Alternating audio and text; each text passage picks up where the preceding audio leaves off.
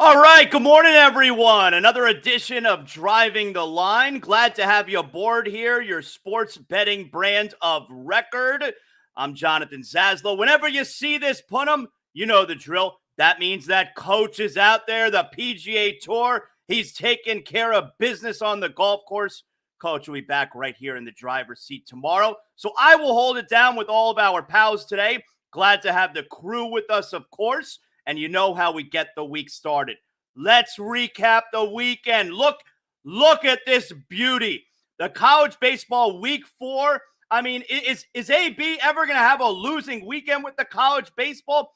Friday 2-1, Saturday 2-1, Sunday. Let's mix in a sweep here, 3-0.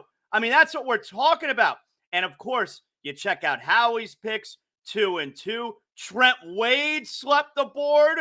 Charles, look, he'll be able to make up for it today. Don't anybody worry about it. So, hey, if you were following all of us this weekend, you made a little bit of bank. That's what we're talking about, and that puts everybody in a great mood to start the week. Let's bring aboard our pal AB, of course, and get this thing started.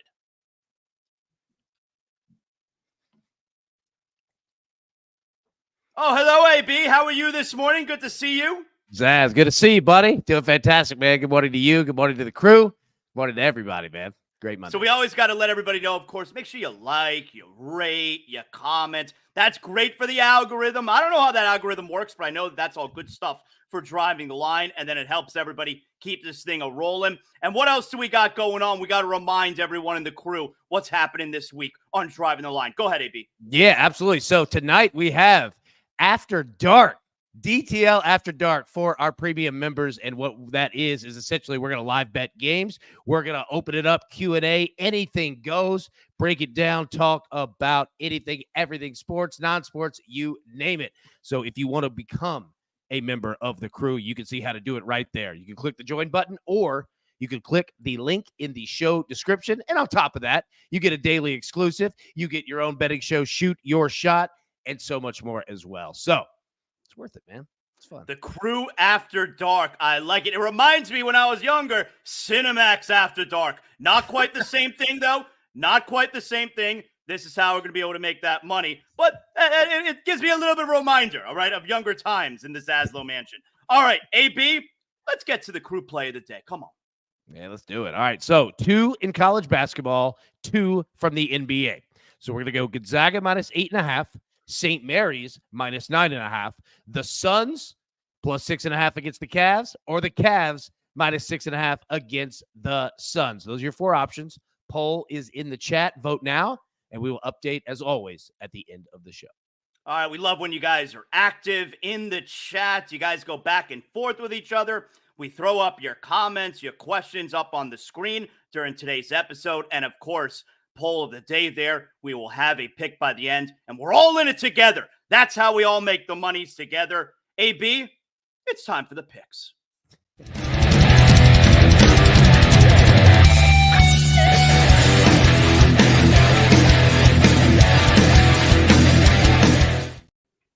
Okay, look at this. Look at these beauties we got on the show today. Charles Michel is back this morning. Charles, how you doing today? Hello. Great, Zaslow. Thank you for asking. And Rafael Esparza making his return to the show also. How you doing, Rafael? I am doing good, Zaslow. Hope everyone had a fantastic weekend. So let's get at it. You guys know how it works. We start off the show. We got to get to the most important stuff. And that, of course, is our picks for the day. Charles, you get us started here. What do you got on tap? Let's hear it. Yeah, we're going to go to the EPL, Chelsea and Newcastle. This is the final match of round 27, which takes place in West London. We have a 10th versus 11th in the standings. Chelsea begins the day in full desperation mode, currently 7 points back of European contention. Pochettino understands his team must do better than one win in their last 5 league affairs. Newcastle, they make the trip south in slightly better form. The Magpies have won their last 2 on the road, with Eddie Howe's men averaging 1.8 team goals away from St. James's Park. With 2 teams fully motivated to get all 3 points and scoring that first goal being crucial, I'm taking the over 1.25 first half goals, as I could clearly see a 1-1 tight first half, and Newcastle first half team total over 0.5, where Newcastle has scored 11 first half goals in their last 9 matches in league play. Now, of course, our man Howie Schwab, he sends in his picks. He doesn't necessarily have to be on screen with us, but he's all about that business. So he sends in the picks this morning, and he's all over, the men's college basketball. We got the conference tournaments are all starting up today. So he's all over the winning place. He's got Oakland -5.5. He also likes Northern Kentucky -1.5. You're getting that at +100. And Santa Clara at +9.5. So 3 men's college basketball plays there with the conference championship tournaments getting going today. So Howie, sending in some winners for you. Charles, I know you got a couple more. What else you got here?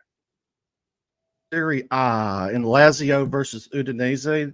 Lazio returns home to the Stadio Olimpico, hoping to ease their pain of the Champions League removal last week. Although Maurizio Sarri's squad has found finding any sort of momentum a challenge, the Romans currently hold the 9th spot in the table, only winning 1 of their last 4 league encounters and 1 of their last 4 at home. Udinese make their annual trip to Rome, having their own issues with stability. The Little Zebras are hovering in the relegation zone, failing to win in their last 3 outings and only 2 times in their last 10. But even with Udinese struggles, I still expect them to put up a valiant effort in the Eternal City. So I'm backing another road dog to get on the scoreboard in the first half with Udinese, first half team total over 0.5 and over 8.5 corners, which is way too low for 2 teams that have combined for 9 or more corners in 7 of their last 10 meetings. Charles, I know I've told you this before. I love the corners odds. I'm going to sit and watch a game, and I'm going to count how many corners on both hands here to go over 8.5. I love the corners props. Excellent job there, Charles. Let's bring in Rafael Esparza here first. Rafael, how can folks get your picks all throughout the week? Where can we see and hear you? You can follow me on social media at VSI.sports on X, Instagram, Rafael Esparza. You can also check me out over at Doc Sports Service. And I know Howie's watching. Howie picked Santa Clara. Wait, I know Howie's a smart game. Wait, because this one goes to 11. It's 10.5 right now. FanDuel, DraftKings all moved it to 10.5. So Howie, I'm hoping you waited in that ticket because it's probably going to be 11 because everyone's going to be on the Gales tonight. Rafael, what do you got for us today? I'm going to go with that same game. Santa Clara St. Mary's over 134.5. And I think the betting public will probably bet this down, maybe 134, 133.5. The Gales got to be PO. I mean, they got blown out at home to Gonzaga. I think they come out firing. Will not be shocked if the 3 ball goes well. St. Mary's shoots the 3 ball in Las Vegas at Orleans Casino very well. That's why they're always in a championship game with Gonzaga. I like this total to go over 34.5. I'm going to wait to see how low it goes before I put some more coin on that one. But we're going to go into NBA and the Chicago Bulls Mavericks game. Give me DeMar DeRozan over 35.5 points, rebounds, and assists. He's been having some monster games as of late. The Bulls have been playing quietly well. He's averaging 26 points a game in his last 10 games. His assist is probably going to be the big reason why he goes over. He's averaging almost 7 assists in those 10 games. I think love this play going over 35.5 points, rebounds, and assists for DeMar DeRozan. All right, there you go, Rafael. Excellent job there with looks like a couple winners there for us. AB, I'm teeing you up here. What do you got today? So we have one play in the NBA, but let me say this. There's an excellent chance that I screwed up the poll and put the Suns and the Cavs in the wrong favorite, the wrong underdog. So just vote the team there. I'll fix that at the end. Apologies. I'm an idiot, but with these threes, I like to think I'm a little smarter than that. We're going to go with a threes parlay here, 2 legs, Jokic and Draymond Green. We only need 1 each to cash. Plus 140 and bring this thing home. Jokic, as we know, is usually good for 1 a game. Draymond, especially with the Warriors, if they are up and have a large lead in the second half of said game, Draymond will shoot. I mean, he'll shoot threes, whether it's tight, not tight, whatever. But especially when they are up, he will fire them. So we only need 1 from each of them. Put them together, plus 140. Yeah, I love the 3 parlays, AB. You know that, but that Draymond Green one, you're always going to be you could be sweating that one until late in the fourth quarter. I like it, though. So Jokic, Draymond Green, each knocking down at 3. Here's what I got for you guys today. I picked 2 games I especially know are winners. The first one, all right, you may look at that and say, wow, I would never watch the Hornets and Pistons. What an awful game.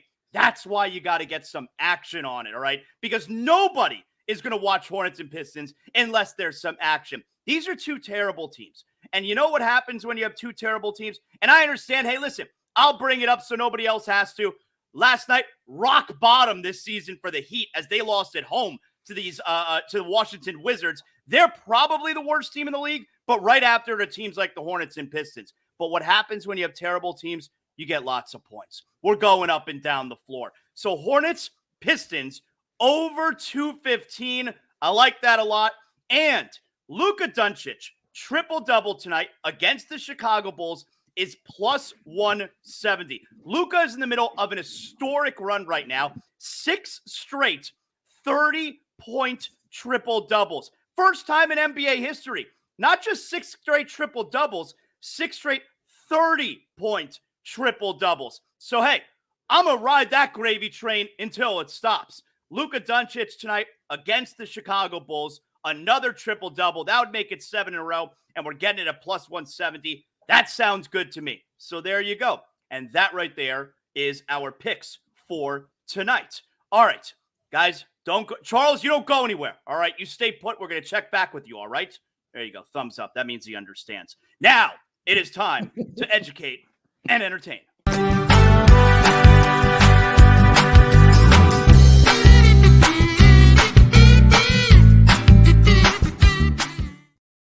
All right, so AB and Raphael, we got a few topics here today to educate and entertain the folks. And if you're just tuning in right now, if you missed any, first of all, if you're just tuning in right now, what have you been doing the last 12 minutes? You know, Driving the Line starts at 10 a.m. every weekday. So come on, get it together, set an alarm on your phone, notification, whatever you got to do. But we'll get back to some of those picks if you missed any of them coming up in a little bit. But now you know how we do every day, a little educate and entertain. We go over some of the big stories in the world of sports. Now, AB, did you catch yesterday? I'm not this huge women's college basketball fan, but I saw the SEC tournament final was on yesterday. I especially took note because the night before, South Carolina undefeated, Cardoso hits a three-pointer, banks it in to survive Tennessee, her first career three-pointer. So South Carolina's obviously got to buzz them. They're 32-0.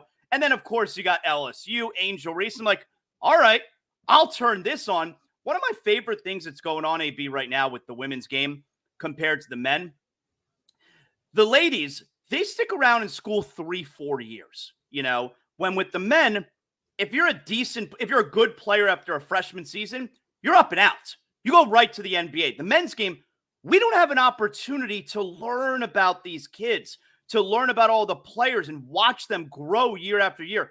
The women's game has a major advantage over the men in that regard because we get to see these girls for 3-4 years and we learn about these teams, you know?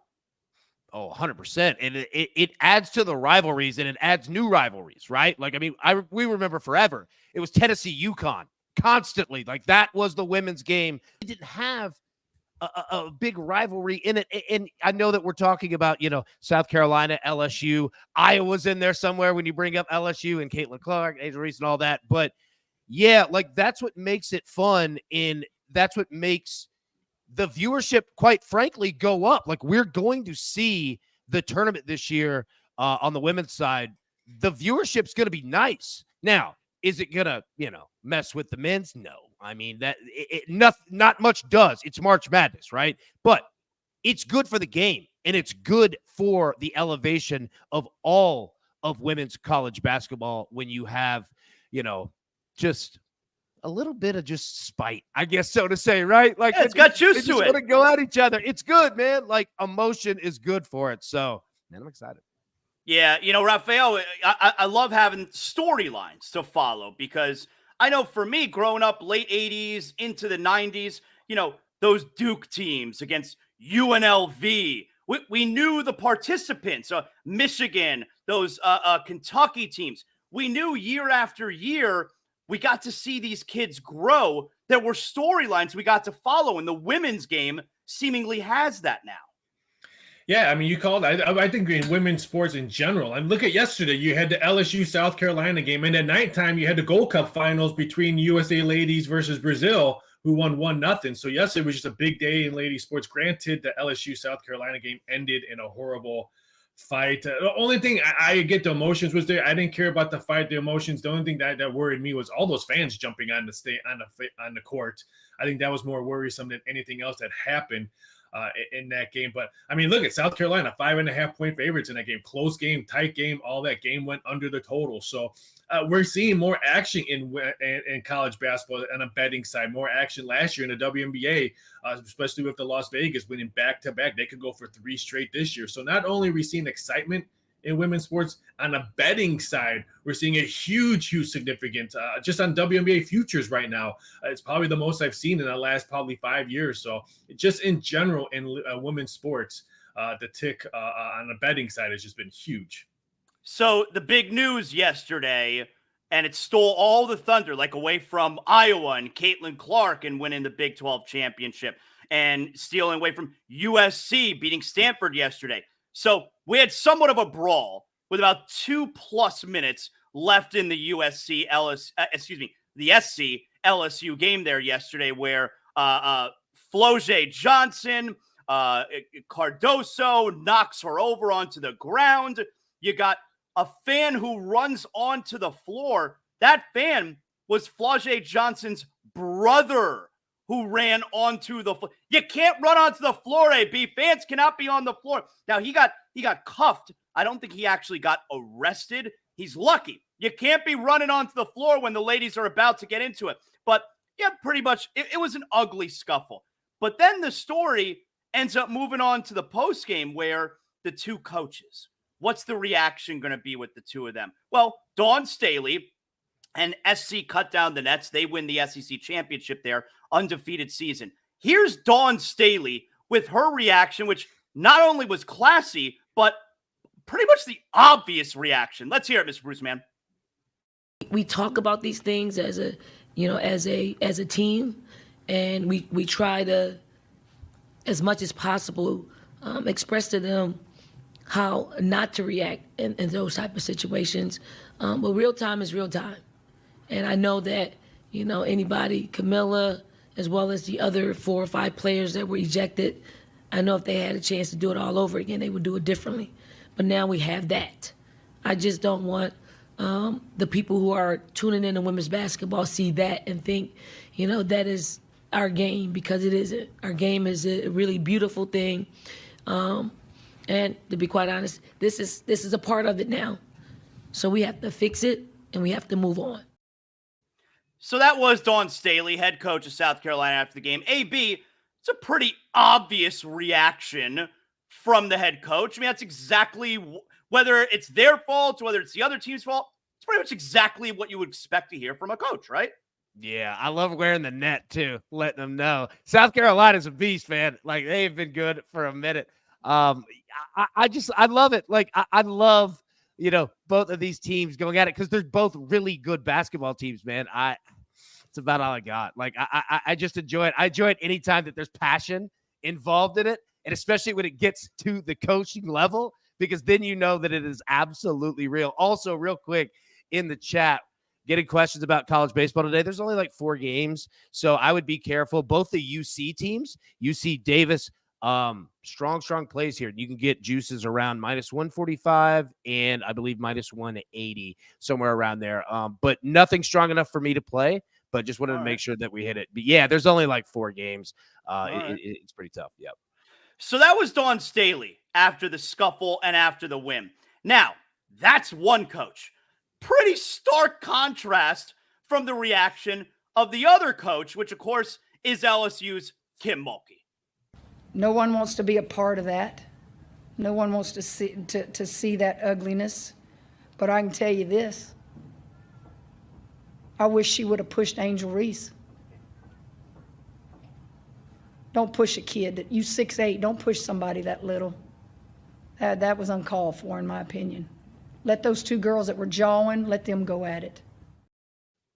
Okay, Raphael, you can't say that nobody wants to see this, nobody wants to be a part of it, and then you follow it up with the combatants you actually wished went at it. What are we doing here, Kim Mulkey?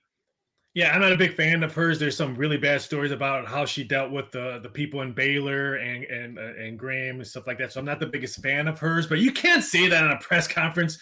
First of all, she's the one that started it. The little girl's the one that started it. But there was a lot of jarring. Next time these two play, I'm gonna put over under how many too small gestures we see on the court, because everyone that scored was either doing a too small gesture. It was just jawing back and forth from the tip, so it didn't shock me that we see this. But Kim Mulkey, what are you saying? What are you doing on the? She should have been more apologetic. I thought that was a bad look for LSU basketball right there, just on how she said it, and she was confident in how she said it. I wish she would have pushed the taller girl because we would have had something going on that. You can't see that in a press conference. That's just a bad look for LSU. Let me also add here, AB, the too small celebration, it's jumped the shark, all right? Everybody, like, it was fun when players first started doing it. You can't do it every time you score with the too small. But with that said, AB, Kim Mulkey wishes that, I mean, she's essentially exacerbating the situation. Let me tell you something. Camila Cardoso is 6'8", 6'9". She's a big girl. Angel Reese is 6'3" and is built like a toothpick. I'm not sure what Kim Mulkey thinks Angel Reese was going to do in that spot, AB. No, and I'll tell you this. Look, I like Angel Reese, but I'm not going to act like she isn't out there yapping at everybody, right? Like she's letting it fly until that 6'8" person wants to come down, and then it's like, oh, no, I didn't say nothing. Nah, man, don't go like that. But, yeah, I mean, it is what it is. Like, she's tough to take. She's tough to take. Like, and it's tough for the coach. Like, I totally get backing your player too. I absolutely get it. It's a tough situation, man, because in the end, if what we're doing here, like the next day, no one looks good. Like, that's the problem. No one wins.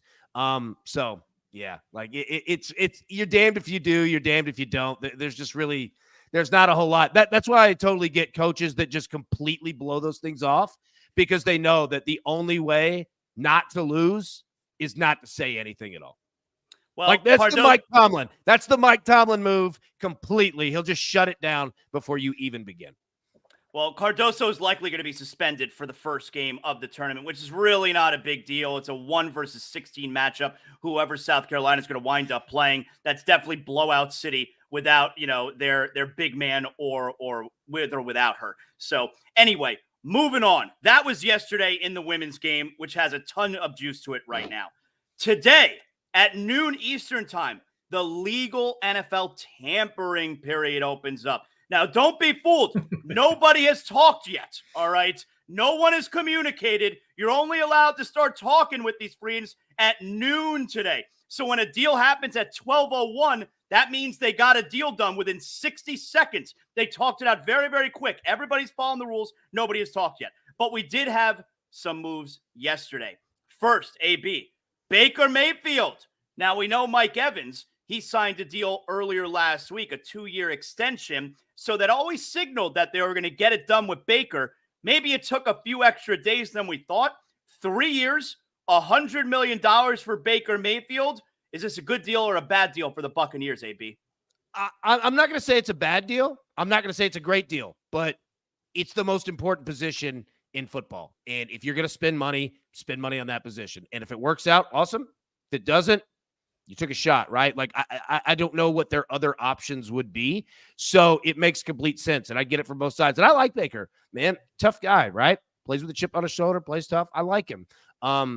Is he going to be a Super Bowl winning quarterback? Probably not. But there's not many in the NFL that you say that there are, right? So I totally get it. And also, anyone looking at contract money and you see just the written deal, 3 years, $100 million, whatever.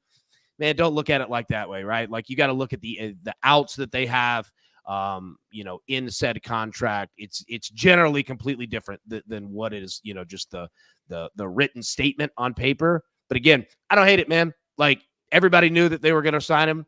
They had to do it. You really didn't have any other options, and it could be a whole lot worse than Baker. So I'm cool with it. It's a very team-friendly deal, Raphael, yeah?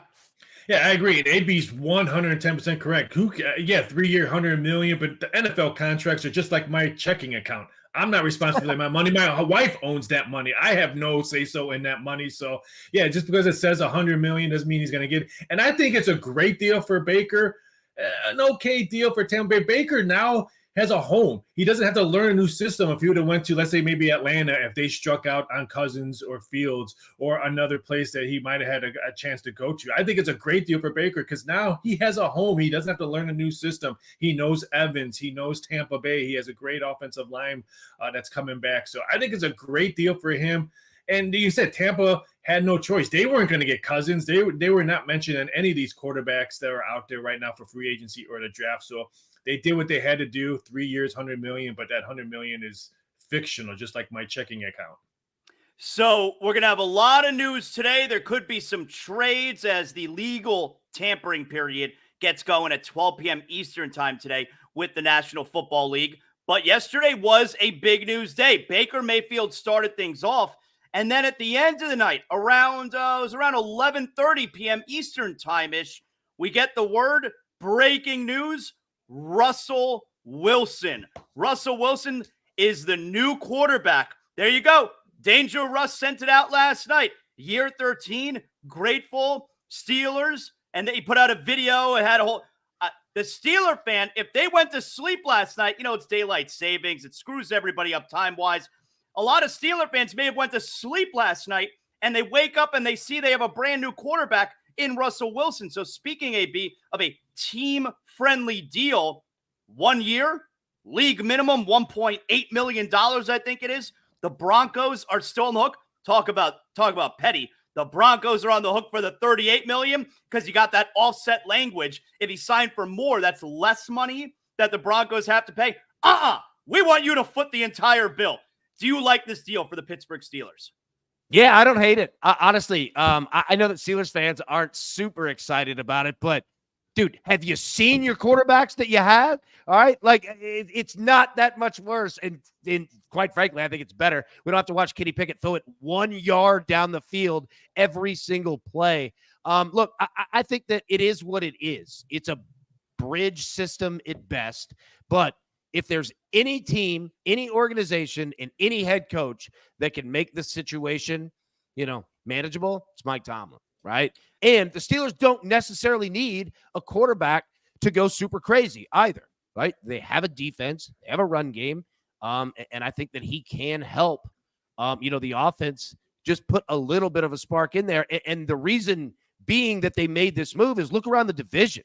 Look at the Ravens. Look at the Bengals. Look at the Browns. Right now, the Steelers always overachieve, but they have to find a way to score some points. I mean, they're just going to have to do it. So I get it. I don't hate it at all. The big thing, for the Steelers, it makes sense because you're basically getting him for free. The big thing is Russ and his attitude. All right. Are you going to be part of this team? Are you going to be a value add to this team, a leader on this team? And I mean an organic, real leader. That doesn't mean the guy who's in the huddle yelling, doing are you just going to be a part of this entire team? Because I'll also say this. We spoke about contracts with Baker just a minute ago. It's not a guarantee that Russ makes this team. This is a shot and a chance and an opportunity. And the Steelers saying, we'll take a flyer on it. We'll see. If it doesn't work, they'll cut his ass in training camp. I assure you of that. The AFC North, you got Cleveland, who won 11 games last year. Baltimore was the number one seed in the AFC. They won 13 games. The Steelers won 10 with poor quarterback play. 3 out of 4 teams won double-digit games last year. And the one who didn't win double digits might be the best of the group there, the Bengals, who won 9, who are going to get a returning Joe Burrow back next season. So the Steelers had to make some type of move. It looks to me, Raphael, very low risk, potentially high reward for them. Yeah, what was their options? I just heard that they were going to sign Mason Rudolph sometime this week, and they were going to pay more for Mason Rudolph than they were going to do for Russell Wilson. So, yeah, it's a steal for the Steelers. Is he going to cook Russell Wilson? No, I think he's a bar back now these days, but you're getting someone pretty much like AB said for free. Maybe he has a lot of momentum coming into the camp that he wants to show everyone that he's wrong. Tomlin, I trust whatever Tomlin's going to say. I don't think he's going to be those antics in the locker room because not only the Steelers have veterans in that locker room. But a lot of former players are there all the time. So you don't think they're going to be whispering in his ear if Russell Wilson's doing some kind of antics? Yeah, that's the best place for him to go if he wants to shine is Pittsburgh. But is he going to shine? AB says if he doesn't, they'll cut him before preseason week 1. So I agree. Great move for Pittsburgh for getting someone cheap that has some experience, playoff experience as well. You know, despite how poor Russell Wilson played last year, 26 touchdowns, 9 interceptions. Kenny Pickett, among quarterbacks over the last 2 years who have started at least 20 games, no one has thrown fewer touchdown passes than Kenny Pickett's 13. I mean, AB, how could this not be an upgrade? Oh, it's absolutely an upgrade. Look, Russ didn't play that bad last year, right? Like, he didn't. I get it that it's not, you know, signing Tom Brady 10 years ago. Like, I understand that, but your offense was just god-awfully slow, and everyone in that organization knows it, all right? So, and again, it doesn't mean that Russ is going to just completely take over and take this thing. Look, if Kenny Pickett can outplay him, go do it. You've got the opportunity right there. This is just a smart move by a team picking up a guy for basically nothing, all right, and saying, all right, let's run it through training camp, all right? It doesn't even mean that Russ will be on the team and is named the starter, right? Like, it's just a smart move by a team saying, all right, you know what? We'll pay the league minimum. Let's check it out. Let's see if it works. Great. If it doesn't, didn't cost us anything. So yesterday was a big news day in the National Football League. Today also promises to be a big news day in the National Football League. All right, this has been educate and entertain portion of Driving the Line. If you're just tuning in right now, it's a good thing. We're going to bring back everyone now. It's time for the whip around.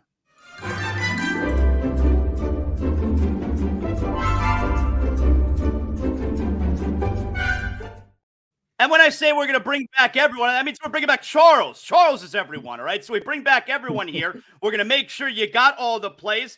Let's do it, guys. Let's go through the room here. Charles, you'll start us off here. What are our plays for today? Go ahead.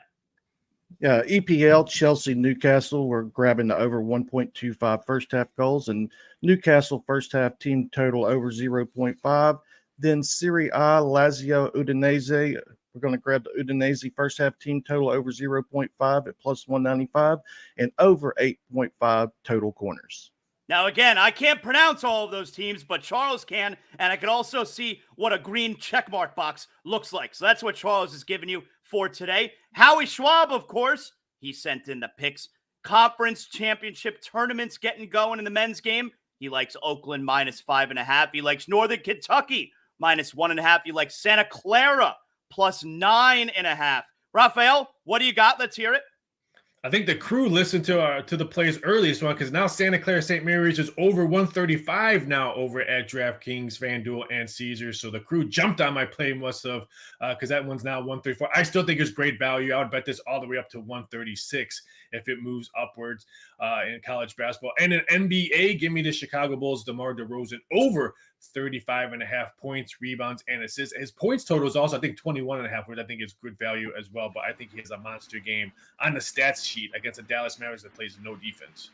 I got a couple plays for tonight. I got two terrible teams looking to run up and down the floor and score a lot of points with not a whole lot of defense being played. And those two are the Hornets and Pistons, over 215. I also like Luka Doncic, the Mavs against the Bulls. I like Luka Doncic with a 7th consecutive triple-double. He has 6 straight 30-point triple-doubles. I don't need a 30-point triple-double. I just need a triple-double. And that's plus 170. That's what I got tonight. AB, you're up.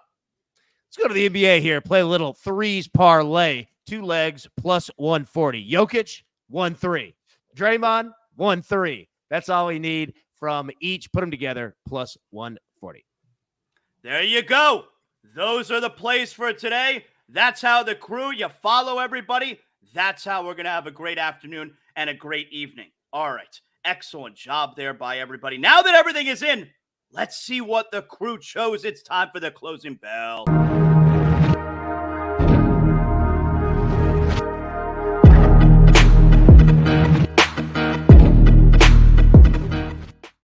Come on, AB. I can't wait any longer here. What is the crew chosen for today?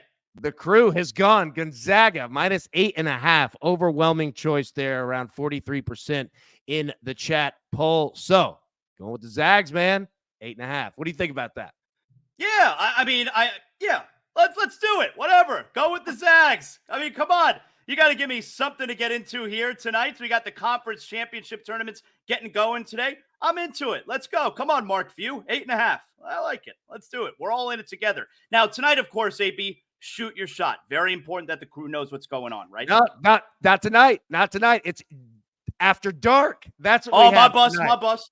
Yep, 9 p.m. Eastern here. So what we're going to do is we're going to live bet games. We're going to get together, Q&A in the chat, put people on the show. We're just going to have a ton of fun. So be here 9 p.m. Eastern for Driving the Line After Dark. When do we have shoot your shot? It's on my mind. I love when the crew Yeah, gets so involved here's and the gets problem. Yeah, opportunity. so here's the problem, and this is kind of not problem, but this is where we're at with Coach. On the call for the PGA Tour this weekend, it's kind of halted everything, right? So we're gonna have to push it back 1 week, but he will be live there tonight. We just didn't have time to prep for it with him traveling all day today. So that's the tough part. But it gives us a chance to do something new. So we're gonna do that, and then we'll have shoot your shot next week on regular schedule. Awesome. AB, excellent job. Again, we want to make sure everyone knows to like, rate, comment, do all that good stuff. Did we leave anything out as far as what we need from the crew and how everybody can have a lot of fun the rest of the day? Nope. You nailed it, man. Well done. That's what I'm talking about. Great job, AB. Great job, everybody. I mean, Charles, Raphael, the crew, Howie sends in his picks. The coach will be back tomorrow. But that's not stopping us from making the winning plays today. You guys have your marching orders. We're all going to have a great day. We're all going to have a great night. We're going to do it all over again tomorrow. Every morning, 10 a.m., driving the line. We love having you guys on board. The crew, you guys are beautiful. Of course, I'm Jonathan Zaslow, sitting in for the coach in the driver's seat here today as he's all busy doing the PGA Tour. You can hear my podcast, too. Download it wherever you get your podcast. I'm not going to list everywhere you can get a podcast. I'll be here forever. But wherever you get your podcast, Zaslow Show 2.0. And that, of course, is how you can catch my show. And, of course, you can catch me on ESPN Radio, like tonight at 7 p.m. Thanks for hanging out with us, guys. And, of course, we'll talk to you tomorrow on the next edition of Driving the Line. See ya.